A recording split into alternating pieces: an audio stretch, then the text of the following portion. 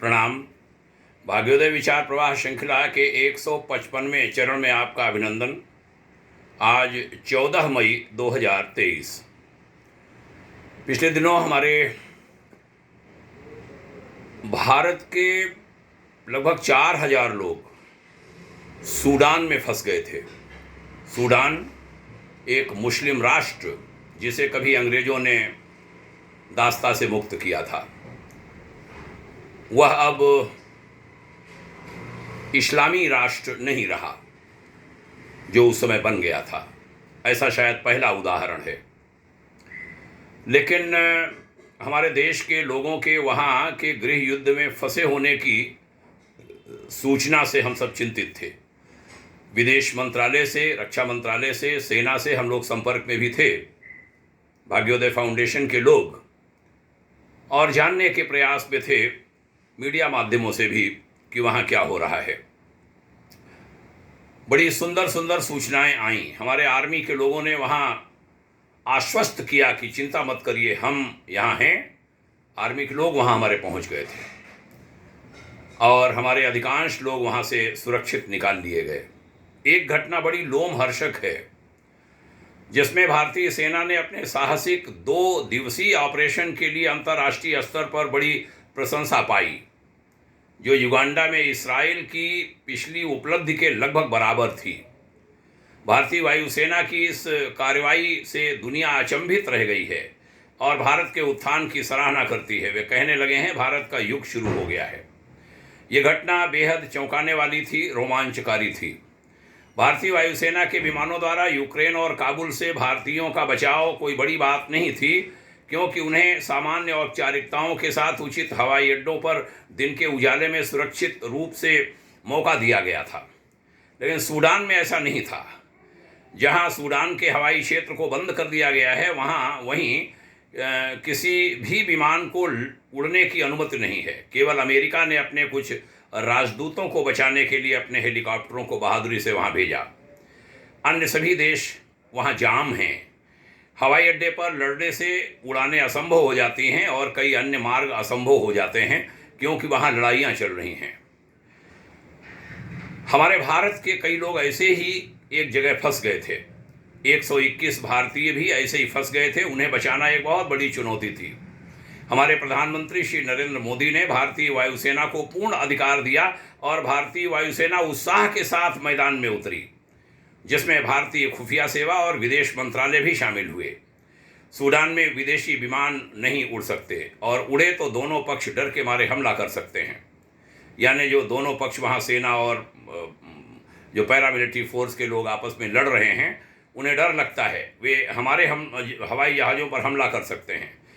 इसके अलावा मुख्य हवाई अड्डा बड़ा जीर्ण शीर्ण हो गया है। ऐसे में भारतीयों को बिना सूडानी अनुमति के बचाना बड़ा मुश्किल काम है। भारतीय खुफिया ने सूडान की जांच की और राजधानी से 50 किलोमीटर दूर एक मानव रहित परित्यक्त हवाई अड्डे की खोज कर ली।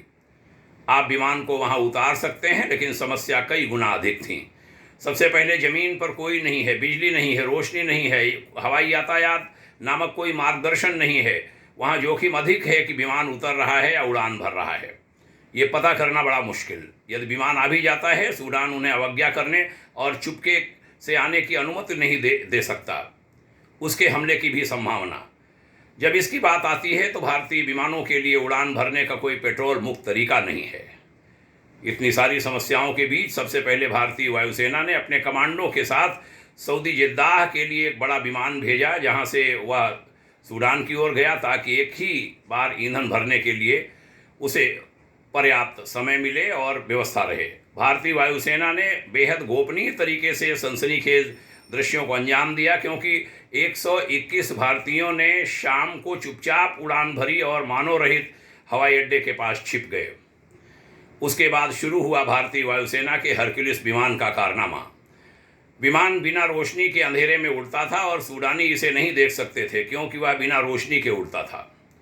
तो पायलटों ने विमान को कैसे उड़ाया? भारत के पास अब नाइट विजन अटैक इक्विपमेंट है और सैटेलाइट गाइडेंस में भारतीय विमान अंधेरे में पूरी सफलता के साथ उड़ता है।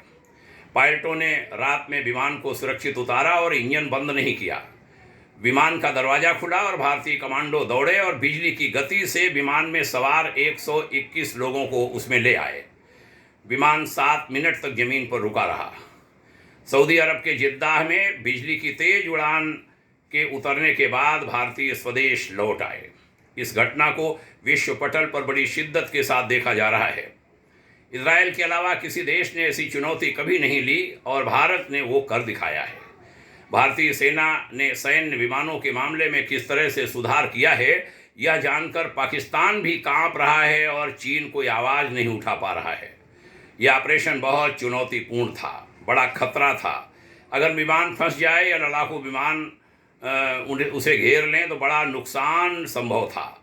चुनौती के बावजूद प्रत्येक परियोजना सावधानी से लेकिन पूर्वक कल्पना से उसे पूरा किया गया। आज के भारत ने दुनिया में एक बड़ा कारनामा कर दिखाया है। आश्चर्यजनक रूप से ये शनिवार अप्रैल 29, 2023 को जो घटा ये बहुत विलक्षण था। भारतीय मीडिया ने अपनी सांस नहीं रोकी और न ही मोदी ने। यह कूटनीति है। हम सबसे पहले ये क्यों कहें कि दुनिया किस बारे में बात करने जा रही है। दुनिया भर में भारतीय सेना की तारीफों के पुल बांधे जा रहे हैं और हमारे देश के प्रधानमंत्री का जो स्तर है बहुत ऊंचा उठ गया है। वर्तमान सरकार ने साबित कर दिया है कि ये सरकार अपने लोगों की सुरक्षा के लिए किसी भी हद तक जा सकती है। इस कारनामे को अंजाम देने वाले पायलट और चालक दल के प्रमुख का विवरण अभी जारी नहीं किया गया है, लेकिन उन सबको नमन है, सैल्यूट है। जब पुरस्कारों के लिए उनके नामों की घोषणा होगी तब निश्चित रूप से देश जानेगा। भारतीय वायुसेना द्वारा एक बड़ी उपलब्धि हासिल की गई। अब वो समय आ गया है कि हर भारतीय को अपना सीना ऊंचा उठाकर गर्व से सलाम करना चाहिए अपनी सेना को। कोई डर नहीं, कोई डर नहीं, कोई डर नहीं। आइए हम महाशक्ति के करीब पहुंच रहे हैं, उस ओर बढ़ते रहें। नमन है हमारे सूडान से लाने वाले सभी वायुसेना के जाबाजों को। उन्हें 7 मिनट में रेस्क्यू करना बहुत कठिन काम था। ये गूगल ऐप से जानकारी मिली थी, मैंने सोचा इसको साझा करूं।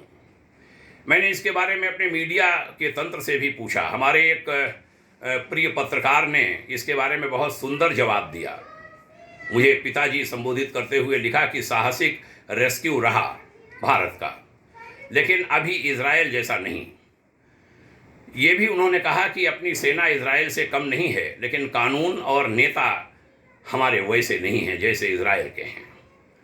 जिस दिन इजराइल जैसे काम का 50% भी हम कर ले गए तो पूरे एशिया में कोई आंख दिखाने वाला भारत को नहीं होगा। उन पत्रकार बंधु ने आगे यह भी कहा कि अभी तो देश के अंदर ही लोग गद्दारी कर रहे हैं।